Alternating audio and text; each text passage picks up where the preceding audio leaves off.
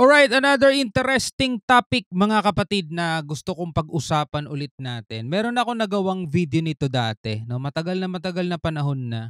Nabigyan tayo ng reaction video sa topic na parallel universe. Kumbaga merong isang universe na kapareho ng ating universe, meron din dong Earth na kapareho ng ating Earth at kabaliktaran doon yung mga bagay na nandito. Kumbaga parang mirror. No, parang mirror 'yon mga kapatid. Eto pag-usapan natin, no, dahil ang NASA daw ay natagpuan ang parallel universe o NASA found parallel universe.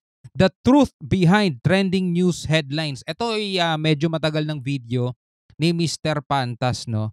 Pero gusto ko siyang panoorin ngayon dahil di ko pa napapanood to at gusto ko siyang bigyan ng reaction video ngayon and commentary.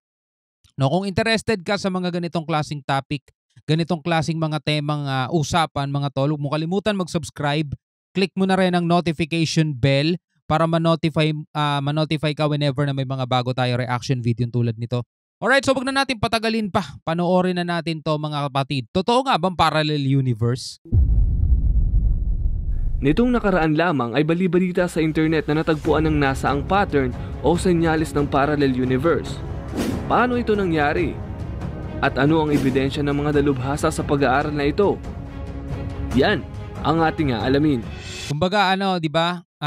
Napanood mo yung Flash, yung movie na Flash. 'Di ba meron siyang iba't ibang version sa iba't ibang universe. Parang gano'n, no? Kay Spider-Man, gano'n din. Si Tobey at yung iba pang mga gumanap na Spider-Man sa iba't ibang universe din naman mga tol, no?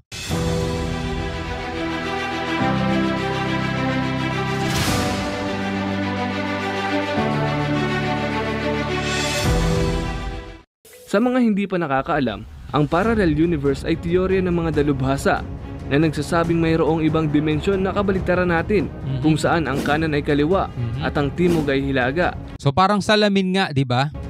Sa teoryang ito ay sinasabing may ibang bersyon na ikaw sa lugar na ito pero ibang panahon at ibang pagkatao. Dahilan kung bakit sobrang kilala ang teoryang ito dahil hindi lang ito basta-basta haka-haka lamang. Kung hindi, mayroon itong sapat na kalkulasyon na hindi ito imposible. Pero wala pang sapat na ebidensya para patunayan kung saan ito matatagpuan. Kaya sobrang pinaglalaanan ito ng oras ng mga scientists upang mapatunayan sa mundo na hindi tayo nag-iisa. Gaya nga ng pag-aaral ng NASA kamakailan lang sa Antarctica. Sila ay nakadiskubre ng sobrang lakas na particle na tinatawag na neutrino.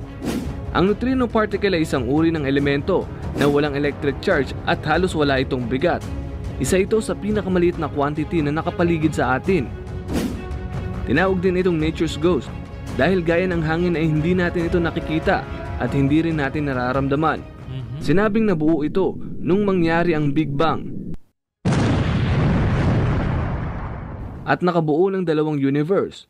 Una ang universe kung nasaan ka ngayon at ang isa pang dimensyon na tinatawag na mirror universe. Ang bawat universe ay pinagmumulan daw ng neutrino. Kaya isa raw ito sa susi upang mahanap ang lokasyon ng parallel universe. Ang isa pang pinagmumulan nito ay ang ating araw na kayang mag-produce ng higit pa sa bilyong-bilyong neutrino at pumapasok sa katawan natin araw man o gabi. Pero wala kang dapat ipag-alala dahil hindi ito delikado sa ating kalusugan. Kaya nitong bumiyahe ng tagus-tagusan sa magkabilang panig ng Earth nang hindi bumabangga sa atom o anumang bagay. Wow. Bumabiyahe ito ng simbilis ng liwanag nang hindi nahahadlangan ng anumang magnetic field. Pero bakit interesado ang mga scientists dito? Dahil nga wala pang ideya ang mga dalubhasa kung saan naroroon ang parallel universe ay binabase nila sa neutrino ang lokasyon nito. Dahil malaki raw ang posibilidad na matuntun nila ang lokasyon ng parallel universe kung susundan nila kung saan nanggagaling o nagpupunta ang malakas na elemental particles gaya ng neutrino. Nitong taon lang ay muli silang nagsagawa ng pag-aaral sa Antarctica at sinabing na-detect nila ng 3 beses ang malakas na neutrino particles gamit ang ANITA o ang Antarctic Impulsive Transient Antenna. Ang Antarctica ang pinakamagandang lokasyon upang pag-aralan ang mga neutrino dahil ang yelo ay nagsisilbing refleksyon at may papakita nito ang tamang dami ng particles na hinahanap ng mga scientists. Ang ANITA ay pinapalipad gamit ang hot air balloon at nakatutok pa ibaba ang mga kamera nito. Sinabing 3 beses silang nakadetect ng sobrang lakas na neutrino. Ang isa rito ay sapat para sabihin galing ito sa araw at iba pang refleksyon ng yelo. Pero sobrang ikinagulat ng mga scientist ang pangalawa at ang pangatlo dahil hindi ito nanggaling sa araw. Kinumpirma naman ng mga dalubhasa na malabong machine error lamang ito. Dagdag pa nila na ang malakas na particle na ito ay dumidiretso palabas sa kalawakan pero wala silang iba pang detalye bukod dito. Paalala naman ng NASA na huwag munang maniniwala sa mga kumakalat sa internet na sinasabing nahanap na nila ang parallel universe. Pero hindi rin nila itinanggi ang kanilang natuklasan na ito marahil ang nagdudugtong sa dalawang universe. Sinabi naman, bago natin ipagpatuloy, no, pagpalagay natin mga totoo na itong parallel universe mga tol, pagpalagay nating mga totoo nga yung mga yan, di ba? Ano kaya ang kalagayan? Imagine mo, ano kaya ang kalagayan ng ikaw, no, doon sa universe na 'yon? 'Di ba? Halimbawa, kung ikaw ay matagumpay dito sa mundong 'to, mga tol, ano kaya ang kalagayan mo doon? Pwedeng mas matagumpay o pwedeng naghihirap? Naalala ko bigla yung pelikulang The One ni Jet Li. 'Di ba nagpupunta siya doon sa iba't ibang universe, 'di ba? Tapos ang ginagawa niya, pinapatay niya yung mga kamukha niya tapos ina-absorb niya yung energy nun para siya maging pinakamalakas. Gusto niya, nag-iisa lang siya. Kaya nga yung pinakahuli, dun siya sumablay eh. Yung dito na sa Earth, malakas yung taga rito mga tol eh. Pero ang dami niya na napuntahang universe tapos lahat ng kamukha niya, lahat ng katulad niya, merong kriminal, merong businessman. Basta puro mga kamukha niya iba-iba mga tol. So sa Hollywood film lang natin napapanood yung mga ganon.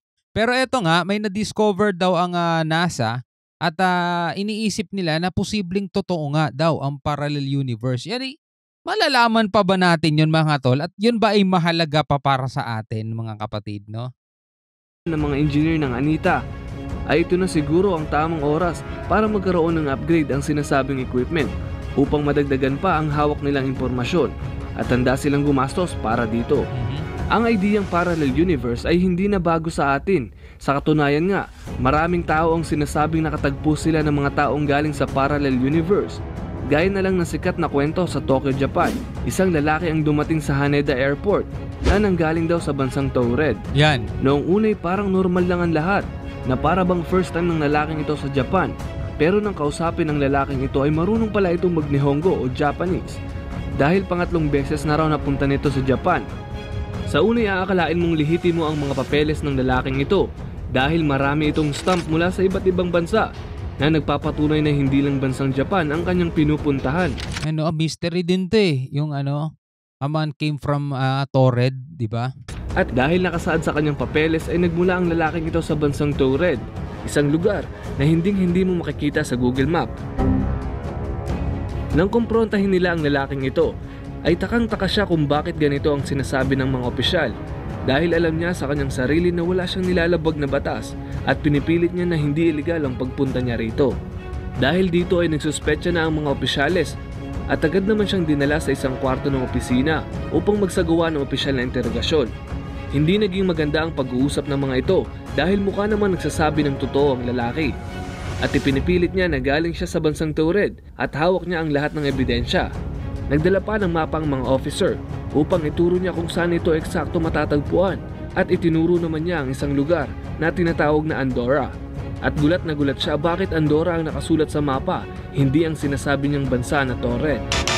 Ikinagulat din naman ng mga opisyales ang reaksyon ng lalaking ito pero hindi pa rin sila naniniwala at dinala siya sa pinakamalapit na hotel upang i-hold ang kanyang biyahe at ipagpatuloy ang investigasyon. Kinulong muna siya sa isang kwarto na may bantay na 2 gwardya, habang hawak naman ng otoridad ang kanyang mga papeles at mga gamit. Pero nang balikan nila ang lalaki, ay bigla na lang ito naglaho na parang bula. Minsan nangyayari mga glitch in the matrix no? Parang yung napanood ko nung isang araw sa sa Facebook, mga tol. Nabibidyohan nila yung ibon, parang nag-pause. Parang nag-pause sa para sa himpapawid, parang nag-pause yung ibon. Ewan ko kung may nakapanood na sa inyo nun mga tol. At hindi ko na nalaman kung anong paliwanag dun eh. Baka merong nakakaalam sa inyo kung anong paliwanag dun sa ibon na yon na parang biglang nag-pause sa himpapawid eh. Mga tol kala mo na-stuck siyang ganun, naka-pause na talaga, hindi gumagalaw mga tol. Hindi ko naman alam kung siya ba'y sumabit sa tali? Pero kung may tali man yun, dapat gumagalaw-galaw pa rin yun. Pero talagang nakahinto siya mga tol eh. Kaya parang glitch in the matrix nga nangyari eh. Agad nilang ginalugad ang kwarto pero wala kahit anong bakas ng pagtakas dahil saradong-sarado ito. Walang basag na bintana o kahit anong indikasyon ng pagtakas. Ang tanging paraan lang para makalabas ang lalaking ito ay dumaan sa harap kung saan naroroon ang mga bantay. Hindi lang siya ang nawala, pati na rin ang kanyang mga gamit ay bigla ring naglaho. Pero ang mga taong nakasaksi nito ay nakabuo ng kani-kanyang opinyon na ang lalaking ito ay nanggaling daw di umano sa parallel universe at naligaw lang sa ating dimensyon. Sinabi pa ng ilan na ang lalaking ito ay time traveler at naligaw sa maling panahon.